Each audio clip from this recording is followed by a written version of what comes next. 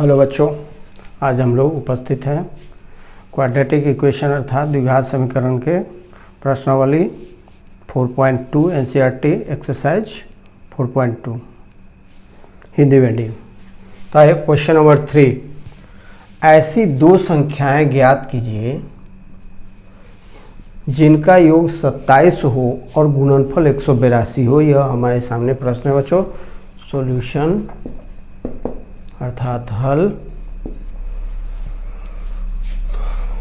तो बच्चों हम इसमें क्या करेंगे, माना कि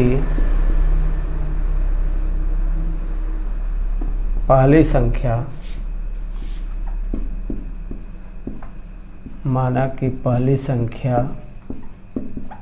बराबर है x। तो बच्चों हम पहली संख्या भी लिख सकते हैं और बड़ी संख्या भी लिख सकते हैं। तो दूसरी संख्या क्या होगी या छोटी संख्या क्या होगी? तो योग 27 है, तो पहली अगर x है बच्चों, x प्लस दूसरी संख्या बराबर है 27। तो दूसरी संख्या कितनी होगी बच्चों? दूसरी संख्या होगी 27 घटाओ x, यह होगी। तो पहली संख्या हमारी x है, तो दूसरी संख्या कितनी होगी? 27 घटाओ x, योग में से घटा लिया जाएगा। दोनों संख्या मालूम हो गया। अब प्रश्न से या प्रश्नानुसार दोनों संख्याओं का गुणनफल 182 है। तो लिखेंगे अब प्रश्नानुसार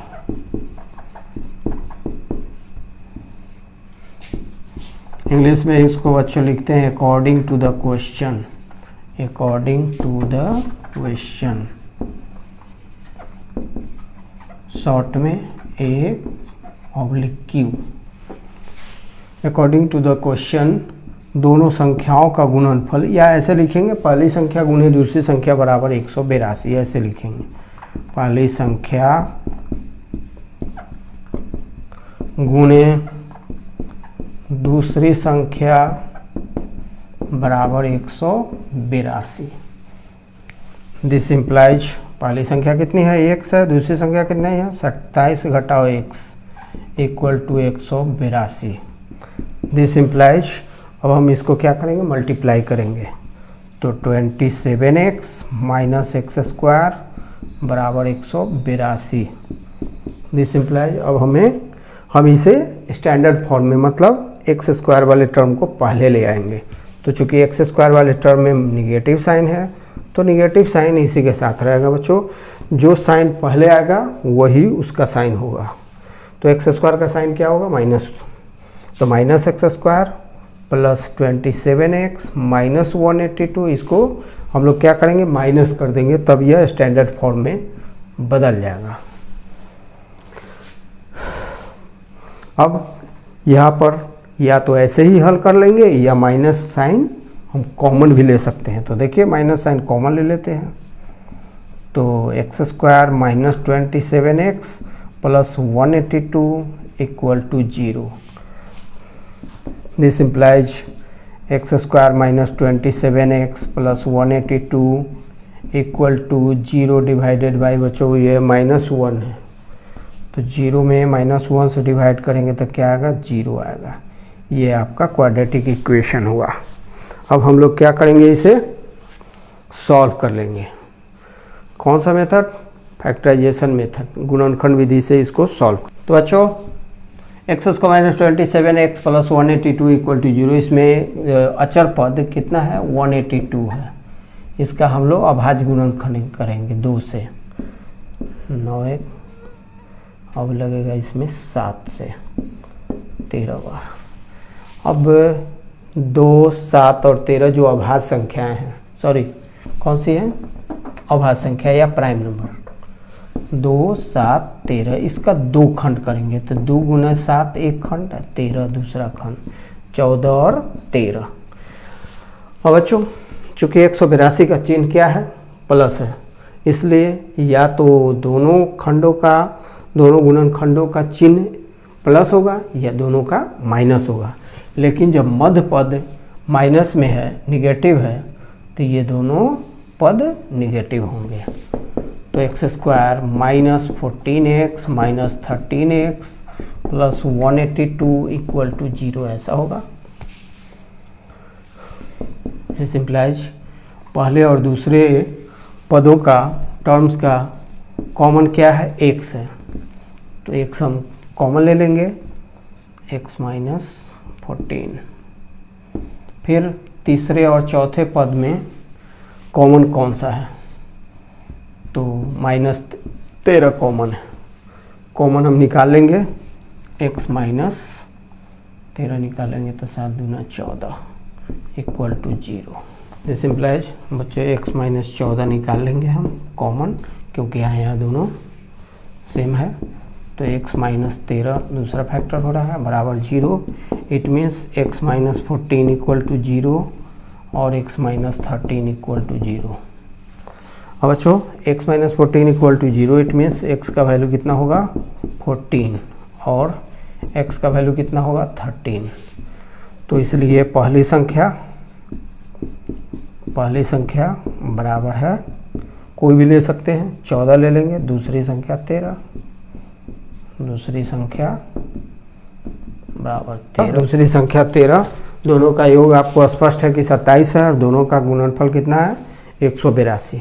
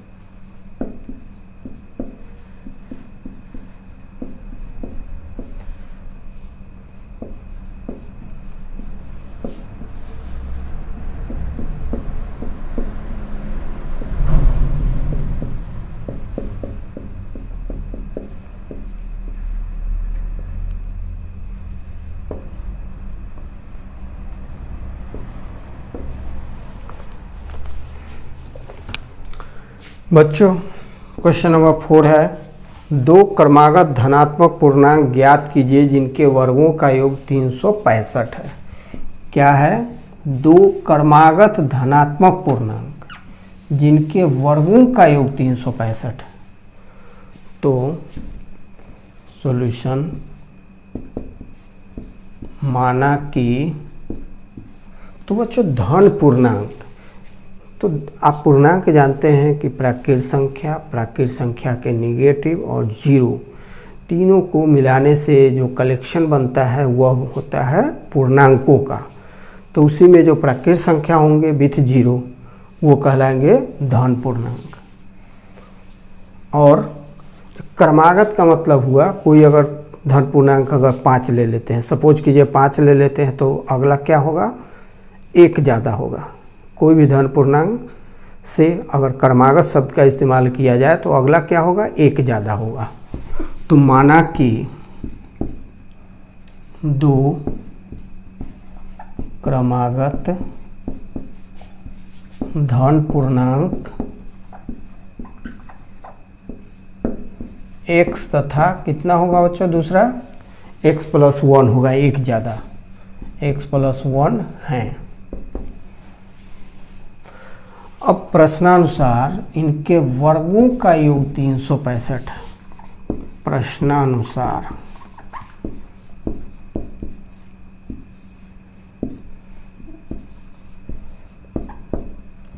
धन पूर्णांकों के वर्गों का योग बराबर कितना है बच्चों, 365, 365। इट मीन्स धन पूर्णांक कौन कौन लिया गया है, x और x प्लस 1। तो x square plus x plus 1 whole square equal to 365। This implies x square plus a plus b का होल स्क्वायर कितना होगा, x square plus 2x plus 1 equal to 365। It means 2x square plus 2x plus 1 minus 365 equal to 0। This implies 2x square plus 2x minus 364 equal to 0। अब बच्चों इस तरह का जब द्विघात समीकरण हो क्वाड्रेटिक इक्वेशन, तो इसका फैक्टराइजेशन हम कैसे करते हैं। तो एक्स स्क्वायर का जो गुणांक है कोफिशिएंट और जो कांस्टेंट टर्म है अर्थात अचर पद है, इन दोनों को हम लोग गुना करते हैं। 364 गुना 2 कितना हो जाएगा, 4 दूना 8 हो जाएगा, 6 दूना 12, 3 दूना 6, 728 हो जाएगा। 728 का हम लोग क्या करेंगे, अभाज्य गुणनखंड करेंगे, प्राइम फैक्टराइजेशन करेंगे। 2 से लगाएंगे तो यही 364 आएगा, फिर 2 से लगाएंगे 182 आएगा, फिर 2 से लगाएंगे 91, फिर 7 से लगाएंगे 13। अभी जितने भी अभाज्य गुणनखंड 2, 2, 2, 7, 13 हैं, इन्हें हम 2 ग्रुपों में बांटेंगे, 2 ग्रुप में बांटेंगे ताकि उनका योग 2 हो। 2 दूना 4 दूना 8, 7 56 और 13 नहीं, 13 दूना 26, 2 दूना 4 7 28 और 26। 2 गुणनखंड होंगे बच्चों 28 और 26। हालांकि जो अचर पद का अगर चिन्ह अगर निगेटिव हो तो इन दोनों गुणनखंडों में से एक में निगेटिव साइन लगेगा, दूसरे में पॉजिटिव साइन लगेगा, लेकिन +2 है, मध्य पद का चिन्ह जो है वह क्या है, प्लस में है, तो यह जो माइनस का चिन्ह है वह 26 में लगेगा, छोटा वाले में। तो हम लोग 2x स्क्वायर प्लस 2x के बदले 28x minus 26x minus 364 equal to 0। हालांकि बच्चों यहाँ पर तीनों टर्म से 2 कॉमन था, अगर हम चाहते तो 2 कॉमन भी ले सकते थे या तब बना सकते थे। अब हम लोग क्या करेंगे, पहले और दूसरे टर्म्स में से 2 कॉमन लेंगे, 2x कॉमन लेंगे। तो x प्लस 14 माइनस अब थर्ड और फोर्थ में से कॉमन लेंगे 26 माइनस 26 कॉमन होगा, तो दूसरा खंड हो जाएगा x माइनस कॉमन ले लिया गया तो प्लस बचेगा, और 26 तो 2 दूना 4 7 28, 28 नहीं 26 लिया गया है। हाँ तो कितना बच रहा है, 14 बच रहा है, क्योंकि 364 है इक्वल टू 0। अब जो x प्लस 14 यहाँ भी है, यहाँ भी है, तो इसको हम लोग क्या करेंगे, कॉमन ले लेंगे। x प्लस 14 कॉमन ले लिए, दूसरा पार्ट क्या बचा, 2x माइनस 26 इक्वल टू 0। अब हम लोग क्या करेंगे, इसको 2 फैक्टर्स हैं, दोनों का जो गुणनखंड है वह 0 के बराबर है। It means first factor equal to 0 और second factor means 2x minus 26 equal to 0, ऐसा हो सकता है। This implies x equal to minus 14 और 2x equal to 26। This implies x equal to minus 14 और x equal to 26/2 equal to 13।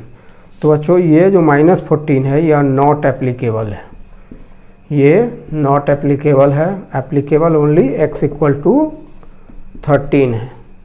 इसलिए दोनों क्रमागत पूर्णांक कौन कौन से होंगे, क्रमागत धन पूर्णांक।